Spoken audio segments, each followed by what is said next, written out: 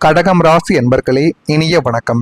கடகம் ராசிக்காரங்க இயற்கையிலேயே சந்திரனின் ஆதிக்கம் பெற்றவர்கள் என்பதால் தாய் போன்ற பேரன்பும் மென்மையான குணமும் பிறர் கஷ்டம் கண்டு உருகும் நற்பண்பும் கொண்டவர்கள் நீங்களாகத்தான் வாழ்க்கைக்குள்ள இருப்பீர்கள்.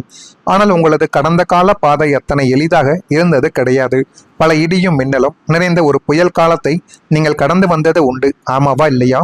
உங்களுடைய வாழ்க்கையை நீங்க முன்னாடி ஒரு காலத்தை நினைத்து பார்த்தால் அவ்வளவு கவலைகளும் கஷ்டங்களும் இன்னமும் உங்களுடைய மனதுக்குள்ள ஓடிக்கொண்டே தாங்க இருக்கும். நீங்கள் கடந்து வந்த பாதை, கடந்து வந்த மனிதர்கள், கடந்து வந்த பிரச்சனைகள், அது எல்லாமே உங்களுக்குள்ள இருந்து கவலைகளையும் கஷ்டங்களையும் தேடி கொடுத்து கொண்டே தாங்க இருக்கும். ஆனா நீங்க நாளை நாள்ல ஒரு 5 வித பரிகாரங்களை நீங்க பண்ணணும்.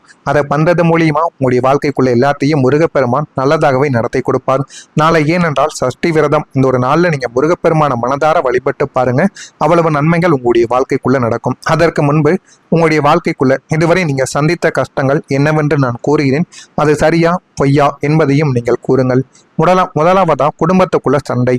வீடே உலகம் என்று வாழும் உங்களுக்கு அந்த குடும்பத்துக்குள்ளேயே நிம்மதியற்ற ஒரு சூழல் உங்களுடைய வாழ்க்கைக்குள்ள நிலவி இருக்கலாம். சின்ன சின்ன விஷயங்கள் கூட பெரிய விவாதமாக மாறிவிட்டு கணவன் மனைவிக்குள்ளோ அல்லது இரத்த உறவுகளுக்குள்ளோ தேவையற்ற சண்டைகள் உருவாகி உங்களுடைய மன அமைதியை அதை குலைத்து போட்டிருக்கும். அதை நீங்களே எதிர்பார்த்திருக்க மாட்டீங்க.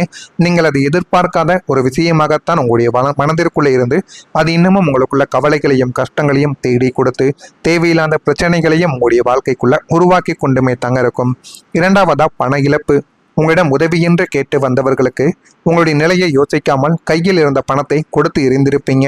ஆனால் வாங்கியவர்கள் அதை திருப்பி தராமல் உங்களை ஏமாற்றிய போது பொருளாதார ரீதியாக பெரிய சறுக்கலையும் பண இழப்பையும் உங்களுடைய வாழ்க்கைக்குள்ள நீங்க சந்தித்திருப்பீங்க.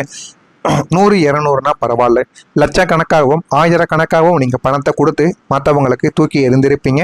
ஆனால் அந்த எதுவுமே உங்களுடைய வாழ்க்கைக்குள்ள திரும்பி வந்ததா சரித்திரமே கிடையாது. அடுத்ததா உடல்நல குறைவு. மன உளைச்சலும் குடும்ப சூழ்நிலைகளும் உங்களது உடல்நிலையை நேரடியாகவே பாதித்திருக்கும். குறிப்பா செரிமான கோளாறுகள், நீர் சம்பந்தப்பட்ட உபாதைகள் அல்லது கடுமையான உடல் சோர்வு உங்களை அடிக்கடி முடக்கி கொண்டும் தேவையில்லாத கவலைகளையும் கஷ்டங்களையும் உங்களுடைய வாழ்க்கைக்குள்ள தேடி கொடுத்து கொண்டுமே தங்க இருக்கும். அடுத்ததான் நம்பிக்கையில துரோகங்கள். நீங்கள் யாரை அதிகமாக நேசித்து உங்களுடைய மனதிற்கு நெருக்கமாக வைத்தீர்களோ அவர்களே உங்களுக்கு பின்னால் வதந்திகளை பரப்பி உங்களது நம்பிக்கையை சுக்குநூறாக உடைத்து எறிந்திருப்பார்கள். நம்மவர்களே இப்படி செய்து விட்டார்களே என்ற ஒரு எண்ணங்கள் உங்களை ஆழமாக பாதித்து இன்னமும் அது உங்களுடைய வாழ்க்கைக்குள்ள கவலைகளையும் கஷ்டங்களையும் தேடி கொடுத்து தேவையில்லாத பிரச்சனைகளையும் உங்களுடைய வாழ்க்கைக்குள்ள உருவாக்கி கொண்டே தங்க இருக்கும். அடுத்ததான் மன அழுத்தம். எல்லாவற்றையும் மனதிற்குள்ளேயே போட்டு பூட்டி வைக்கும் குணம் கொண்ட உங்களுக்கு இந்த ஒரு துரோகங்களும் இழப்புகளும் சேர்ந்து ஒரு பெரிய இமயமலை போன்ற ஒரு மன அழுத்தத்தை உங்களுடைய வாழ்க்கைக்குள்ள கொடுத்திருக்கும். இரவில் தூக்கம் இல்லாமல் எல்லா நாட்களும் நீங்கள் தவித்த நாட்கள் தான் உங்களுடைய வாழ்க்கையில அதிகமா இருக்கும். இதெல்லாம் நீங்க கடந்து வந்துட்டீங்க. ஆனா இனிமே உங்களுடைய வாழ்க்கைக்குள்ள நீங்க கவனமா சில விஷயங்கள் இருக்கணும். அப்படி கவனமா சில விஷயங்கள் இருந்தால் மட்டுமே நாளை முதல் உங்களுடைய வாழ்க்கையில எல்லாமே நல்லதாகவே நடக்க ஆரம்பிக்கும். நாளை முதல் நீங்கள் கவனிக்க வேண்டிய சில முக்கியமான விஷயங்கள். பாச போராட்டக்காரர்களை, உங்களுடைய சோதனை காலம் முடிந்துவிட்டது. இனி வரும் காலங்களில் உங்களுடைய பாதையில மீண்டும் சர்க்கர்கள் ஏற்படாமல் இருக்க இந்த 5 விஷயங்களை நீங்க கொஞ்சம் எச்சரிக்கையா நீங்க பார்த்து கொள்ள வேண்டும். முதலாவதா உணர்ச்சி வசப்படக்கூடாது. சந்திரனின் ஆதிக்கத்தால் நீங்கள் எளிதில் உணர்ச்சி வசப்படக்கூடிய நபர்கள். யாரேனும் அந்த உதவி கேட்டார்களோ பணம் கேட்டார்கள் என்றாலும் நீங்கள் உடனே இல்லை என்று கூறிவிடுங்கள். மற்றவங்கள்ட்ட கடன் வாங்கி கொடுப்பதோ அல்லது உங்களுடைய செலவுக்காக நீங்கள் வைத்திருந்ததை எடுத்து கொடுப்பதோ மிகப்பெரிய ஒரு தவறு. யாரும் உங்களை உணர்வு பூர்வமாக பேசி ஏமாற்ற விடக்கூடாது என்பதால் எந்த ஒரு முடிவையும் உணர்ச்சி வசப்பட்டு எடுக்காமல் அறிவுபூர்வமாக சிந்தித்து எடுங்கள். அப்படி அறிவுபூர்வமாக சிந்தித்து எடுத்தால் மட்டுமே நாளை முதல் உங்களுடைய வாழ்க்கைக்குள்ள எல்லாமே நல்லதாகவே நடக்கும். நீங்கள் யோசிக்காமல் இனிமே உங்களுடைய வாழ்க்கைக்குள்ள எடுக்கக்கூடிய முடிவுகள் அனைத்தும் தேவையில்லாத பிரச்சனைகளைத்தான் உங்களுடைய வாழ்க்கைக்குள்ள தேடி கொடுக்கும். அடுத்ததா பழைய பிரச்சனைகளை மீண்டும் நீங்கள் கிளறக்கூடாது. நீங்களாகவே அதை கிளறக்கூடாது. யாரேனும் கிளறினால் கூட அந்த ஒரு பிரச்சனையை எப்படி முடிக்க முடியுமோ அந்த அளவுக்கு நீங்க முடித்து விடுவதுதான் உங்களுக்கு மிகப்பெரிய அளவில் நன்மைகளை தேடி கொடுக்கும். கடந்த காலத்தில் நடந்த கசப்பான சம்பவங்களையோ சண்டைகளையோ மீண்டும் மீண்டும் பேசி தற்போதைய நிம்மதியை நீங்க கெடுத்து கொள்ளக்கூடாது. கடந்தவையாகவே இருக்கட்டும் என்று முன்னோக்கி நீங்கள் நடந்து கொள்ளுங்கள். அதுதான் உங்களுக்கு மிகவும் நல்லது. மூன்றாவது, அதிக செலவை நீங்க தவிர்த்து கொள்ளணும். வரவு அதிகரிக்கும் போது அதே வேகத்தில் ஆடம்பர செலவுகளும் தேவையற்ற கடன்களும் உங்களை தேடி வரத்தான் செய்யும். உங்கள் கையில் இருக்கும் பணத்தை எதிர்காலத்திற்கு நீங்கள் சேமிக்க பழகிக் கொள்ளுங்கள். வீண் செலவுகளை நீங்கள் செய்து வாழ்க்கையில கீழ்த்தங்கி விடாதீர்கள். மறுபடியும் இந்த ஒரு நிலைமைக்கு வர வருடங்கள் ஆகிவிடும். எனவே மனதில் இதை வைத்துக் கொள்ளுங்கள். 4வதா, பயணங்கள்ல கவனங்கள் வேண்டும். வெளியூர் அல்லது தூரத்து பயணங்களை மேற்கொள்ளும் போது உங்களுடைய உடைமைகளும் வாகனங்களை இயக்கும் போதும் கூடுதல் கவனமானது தேவைப்படும். அவசர பயணங்களை நீங்கள் தவிர்ப்பது நல்லது. அவசரமாக எங்காவது செல்ல வேண்டிய அவசியம் வந்தால் அதனை நீங்கள் முன்கூட்டியே தவிர்த்து கொள்வதுதான் உங்களுடைய வாழ்க்கையில உங்களுக்கு நன்மைகளை தேடி கொடுக்கும். 5வதா, உடல்ல ஒரு ஓய்வு அவசியம். மற்றவங்களுக்காக ஓடி ஓடி உழைக்கும் நீங்கள் உங்களது உடலை கவனித்துக் கொள்ள மறந்திருப்பீங்க. முறையான தூக்கமும் தகுந்த ஓய்வும் உங்களுடைய உடலுக்குள் மனதுக்கும் மிகவும் இன்றியமையாத சில விஷயங்களை உங்களுடைய வாழ்க்கைக்குள்ள தேடி கொடுக்கும். எனவே முடிந்த அளவுக்கு உங்களுடைய வாழ்க்கைக்குள்ள சின்ன சின்ன விஷயங்களை தவிர்த்துக் கொள்வது மிகவும் நல்லது.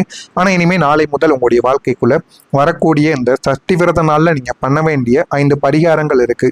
அந்த 5 பரிகாரங்கள் என்னவென்று அறிந்து கொள்ள முன்பு மறக்காம நம்முடைய ராசி பலன் சேனலுக்கு ஒரே ஒரு சப்ஸ்கிரைப் மட்டும் செய்து வைத்துக் கொள்ளுங்கள். அப்பொழுதுதான் நம்ம தொடர்ந்து பதிவிடும் வீடியோக்கள் அனைத்தும் தொடர்ந்து உங்களுக்கு நோட்டிபிகேஷனாக வந்து கொண்டே இருக்கும். நான் இதுவரை கூறியது நீங்க கவனிக்க வேண்டிய விஷயங்கள். நாளை நீங்க செய்ய வேண்டிய பரிகாரங்கள் இருக்கு. நாளை ஜூன் 20 வரக்கூடிய சஷ்டி விரத நாள். கடகம் ராசியினரின் மனதில் இனிமே உள்ள ரணங்களையும் கர்ம வினைகளையும் நீக்கி முருகப்பெருமானின் வேல் கொண்டு வெற்றியை தரக்கூடிய ஒரு உன்னதமான நாள் நாளைய நாளில் நீங்க செய்ய வேண்டிய 5 முக்கியமான பரிகாரத்திற்கான வழிமுறைகள் உங்களுடைய வாழ்க்கைக்குள்ள இருக்கு. முதல் விஷயமா, நீங்க முருகனுக்கு பால் அபிஷேகத்தை செய்யலாம். சஷ்டி விரத நாளன்று காலையில எழுந்து நீராடி விட்டு அருகில் உள்ள முருகன் கோவிலுக்கு சென்று முருகப்பெருமானுக்கு செய்யக்கூடிய அபிஷேகத்திற்கு உங்களால் இயன்ற அளவுக்கு தூய பசுவின் பாலை நீங்கள் வாங்கி கொடுக்க வேண்டும். அந்த ஒரு பசுவின் பாலைத்தான் நீங்கள் வாங்கி கொடுக்கணும். கடையில் கிடைக்கக்கூடிய பாக்கெட் பாலை வாங்கி கொடுக்கக்கூடாது. சுத்தமான பசும்பாலாக இருந்தால் மிகவும் நல்லது. வீட்டில் விக்கிரகம் இருந்தால் நீங்களே பால் அபிஷேகமும் செய்தும் கொள்ளலாம். சந்திரன் மற்றும் செவ்வாயின் சேர்க்கையை குறிக்கும் இந்த அபிஷேகம் உங்களுடைய மனதில் உள்ள அழுத்தங்களை நீக்கி அமைதியை தேடி கொடுக்கும். 2வதா, வெள்ளை மலரை கடகம் ராசி அன்பர்கள் சமர்ப்பிக்கலாம். நாளை காலையில நீங்க வழிபாட்டின் போது முருகப்பெருமானின் திருவுருவ படத்திற்கு வெள்ளை நில மலர்களை, அதாவது வெள்ளை, அரளி, மல்லிகை, முல்லை அல்லது இருவாட்சி சமர்ப்பித்து வழிபட வேண்டும். வெள்ளை நிறம் கடகம் ராசியின் அதிபதியான சந்திரனுக்குரியது. இந்த மலர் வழிபாடு உங்களை உணர்ச்சிகளை கட்டுப்படுத்தி குடும்பத்துக்குள்ள ஒற்றுமையை உண்டாக்கி கொடுக்கும். இதுவையும் நீங்கள் நாளைய நாளில் செய்யலாம். 3வதா, ஏழைகளுக்கு பால் தானம் நீங்கள் செய்ய வேண்டும்.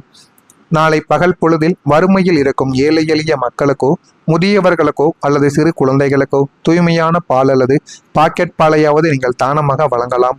ஒரு ஜீவனின் தாகத்தையும் பசியையும் தீர்க்கும் இந்த ஒரு தானம் நீங்கள் கடந்த காலத்தில் சந்தித்த நம்பிக்கை துரோகங்களின் வடுக்களை அழித்துவிட்டு புதிய நல்வாய்ப்புகளை உங்களுடைய வாழ்க்கைக்குள்ள தேடி கொடுக்கக்கூடிய ஒரு தானமாக இருக்கும். 4வதா, கந்தர் அனுபூதி படிக்க வேண்டும். சஷ்டி தினத்தன்று நாளை மாலை வேளையில் உங்களுடைய வீட்டு பூஜை அறையில் அமர்ந்து அருணகிரிநாதர் அருளிய கந்தர் அனுபூதி பாடல்களை மனமுருக படிக்க வேண்டும். படிக்க இயலாதவர்கள் அதனை போன்ல போட்டு கேட்கவாவது செய்யலாம். அருணகிரிநாதருக்கு முருகன் அனுபூதி தந்தான் என்பது போல இந்த பாடல்களை நீங்கள் பாராயணம் செய்யும் போது உங்களுக்குள்ள இருக்கும் பயமானது நீங்கி தடைகள் உடைக்கும். அசாத்திய தைரியம் நாளை முதல் பிறக்கும். அடுத்ததா, இறுதியா நீங்க மாலை நேரத்துல தீபத்தை ஏற்றணும். மாலை 6 மணி அளவில் உங்களுடைய இல்லத்தின் பூஜை அறையில் நல்லெண்ணெய் அல்லது சுத்தமான பசுநெய்யை கொண்டு தீபத்தை ஏற்றி முருகனை நோக்கி என் வாழ்வில் உள்ள தடைகள் நீங்கி குடும்பத்துல அமைதி நிலவ வேண்டும் முருகா என்று பிரார்த்தித்து கொள்ளுங்கள். இந்த ஒரு தீப ஒளி உங்களுடைய வாழ்க்கையில இதுவரை இருந்த இருண்ட காலத்தை நீக்கி நல்வாழ்வையும் வீட்டு யோகத்தையும் உங்களுடைய வாழ்க்கைக்குள்ள தேடி கொடுக்கும். எனவே கடகம் ராசி அன்பர்களே, கலங்க வேண்டிய அவசியம் கிடையாது. நாளை ஜூன் 20 சஷ்டி விரத நாளில் நீங்கள் மேற்கொள்ளும் இந்த எளிய ஆன்மீக பரிகாரங்களும் முருகப்பெருமானின் மீதான உங்களுடைய அசைக்க முடியாத பக்தியும் உங்களுடைய வாழ்க்கைக்குள்ள இருக்கக்கூடிய துயரத்தையும் அனைத்தையும் சம்ஸ்காரம் செய்து வாழ்க்கையில நல்லதை தேடி கொடுக்கும். இதனை மட்டும் நீங்க செய்து பாருங்க. அவ்வளவு நன்மைகள் உங்களுடைய வாழ்க்கைக்குள்ள நடக்கும். நடக்கா இல்லையா என்பதை காத்திருந்து கவனமாக கமாண்ட் பைலாக தெரிவியுங்கள். மறக்காம நம்முடைய சேனலுக்கு மட்டும் ஒரே ஒரு சப்ஸ்கிரைப் மட்டும் செய்து வைத்துக் கொள்ளுங்கள். நல்லது மட்டுமே உங்களுடைய வாழ்க்கைக்குள்ள நடக்கும். நல்லதை நினையுங்கள். நன்றி, வணக்கம்.